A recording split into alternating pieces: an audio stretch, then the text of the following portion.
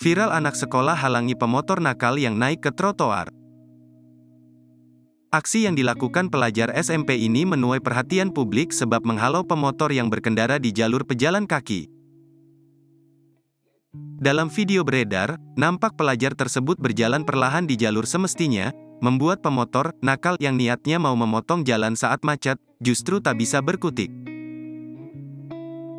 Mereka pun tak bisa berbuat apa-apa, hanya bisa berkendara perlahan mengikuti ritme kaki si pelajar.